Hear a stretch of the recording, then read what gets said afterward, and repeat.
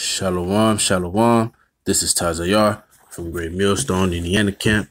Before I get started, I want to give all praises, glory, worship, and honor to Yahweh, Bahashem, Yahweh Shai, double honors to the apostles and the elders of Great Millstone who rule well, and salutations to you, Akim, out there teaching this truth and sincerity, man. And today, the topic of this lesson is going to be peon, Don't be a peon in the truth, man. All right. Well, we're going to go into the etymology of this word, okay? And the word peon is a noun, and it reads unskilled worker. 1826 from Mexican Spanish peon, agriculture laborer, especially a debtor held in servitude by his creditor. From Spanish peon, day laborer, also pedestrian, originally foot soldier. From medieval Latin pedonum, foot soldier. The word entered British English earlier 1600 in the sense native constable, soldier, or messenger in India via Portuguese Peon, pedestrian, foot soldier, day laborer. All right.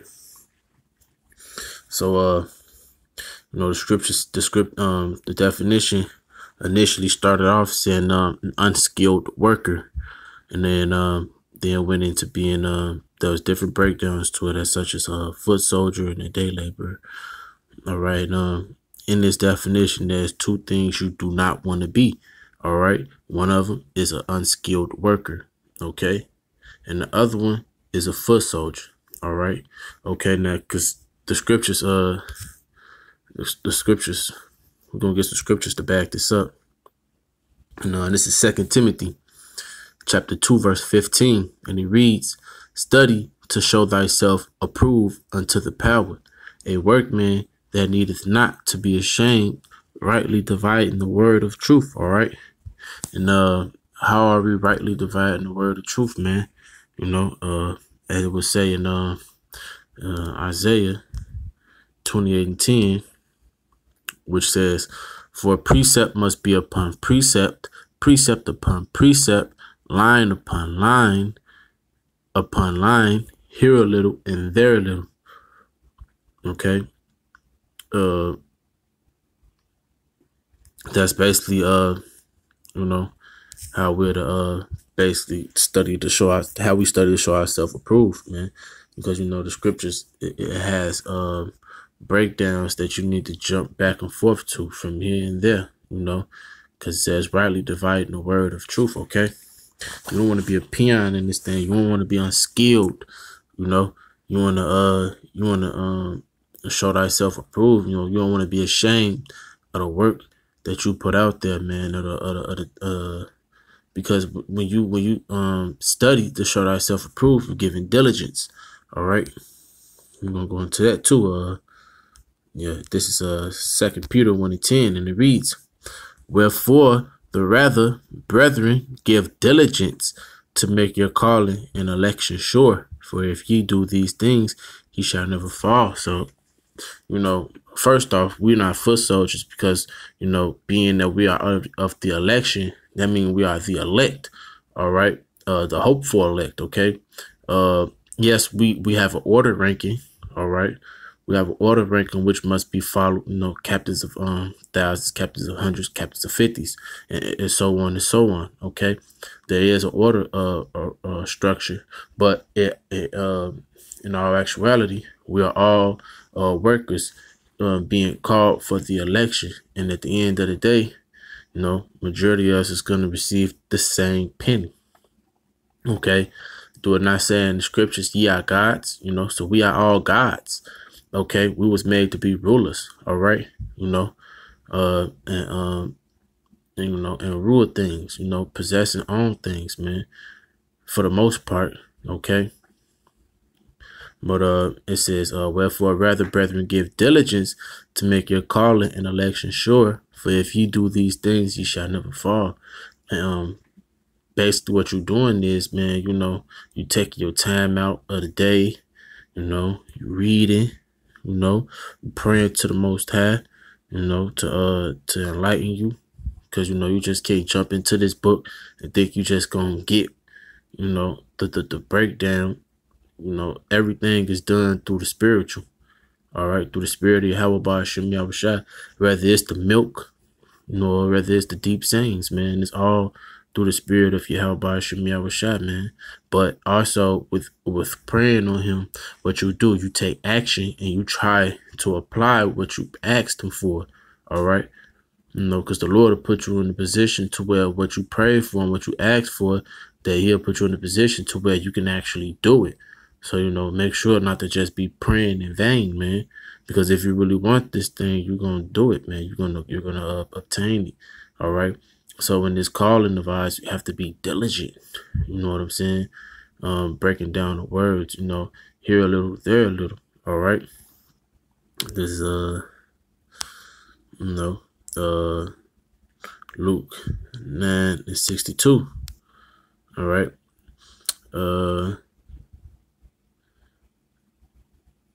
And it says, and this is Luke 9:62.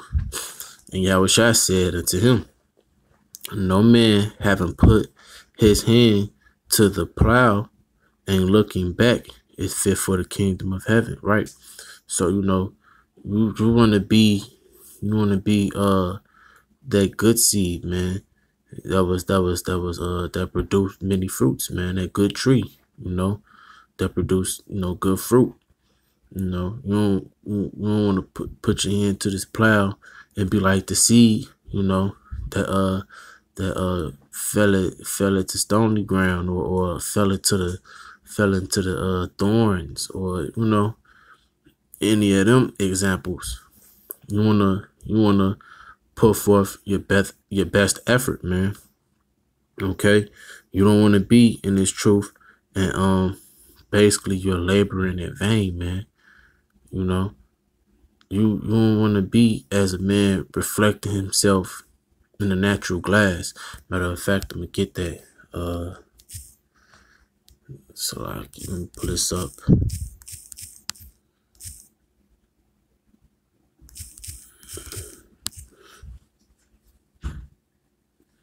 This is James 1:23, and it says, "For if any be a hearer of the word and not a doer, he is like unto a man beholding his natural face in a glass." So you don't want to be somebody that heard this word, that's in this truth, that's pushing this truth, that's trying to that's out there on the highways and the byways, and you hearing everything that's being said, and you reading what the Lord is telling you to do, but yeah, you're not applying it to your life. It's a big difference, and hearing this truth and doing this truth. For it says, what is that? Yeah. James 1:22. Starting up a little bit at the top, he said, "But be ye doers of the word, and not hearers only, deceiving your own selves," man. All right. So you wanna be in this thing, man, and you wanna be fully persuaded in your life, man, in your life to do this and follow through with this, man. Okay. You don't want to be a peon in this truth, man. You don't want to be somebody that's in this thing of ours, man, and you plowing, but you still looking back, like a dog returning into his vomit. All right. You want to be somebody that's making that calling of election assured, man. Okay. Working with diligence, man. Okay. Being the master, man. Striving for the mastery. Matter of fact, I'm gonna get that too. Wanna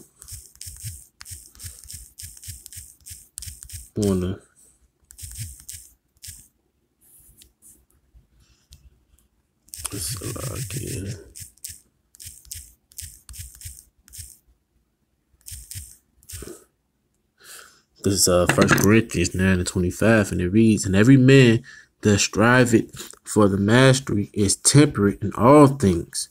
Now they do it to obtain a corruptible crown, but we an incorruptible crown." All right.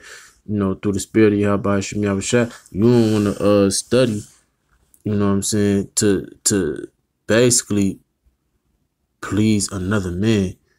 You show yourself approved because you show that you've been putting forth the work. But you don't want to do it in vain glory wise, to be out there to say, oh, I know this and I know that, and to be pompous and to be puffed up. You doing this so when there's somebody who was like you in this situation, that was like you in the beginning, come along, that you can pass the knowledge so they can know as well. You know what I'm saying? You're not doing it for an incorruptible crown, basically for the praises and the worship and the glory of man, but you're doing it for the incorruptible crown, which would be the salvation, the kingdom, and it reads, 1 Corinthians 9:26, I therefore so run, not as uncertainly, so fight I, not as one that beateth the air, but I keep under my body and bring it into subjection, lest that by any means, when I have preached to others, I myself should be a castaway. Okay, not beaten. I said, so fight. He said, so fight I, not as one that beateth the air. Right. One. That's that's just out here faking the funk, man. Unskilled. You don't want to be an unskilled worker. You don't want to be a foot soldier. You don't want to be a peon, man, in this thing. You want to do this thing in the sincerity of it, man. You want to do this thing so you can obtain an incorruptible crown, man. You want to do this thing so Yahweh Shem Shah can be pleased in your doings, man, being pleased in your works, and not not to have glory in the eyes of men, as a lot of men would like to have, So, just a quick couple of precepts, getting into, not being a peon, that we are after the election, so you're not a foot soldier, just doing it not for vain glory, man, but doing this for the praise and glory and worship of Yahweh Shem Yahushua, man, and with that, I want to give all praise, glory, worship, and honor to Yahweh Hashem Yahushua. Double honors to the apostles and the elders of Great Millstone who rule well. And salutations, Akim. There's no time to be a peon, man. It's no time to be an unskilled worker. It's time to dig in, man. Hey, Shalom.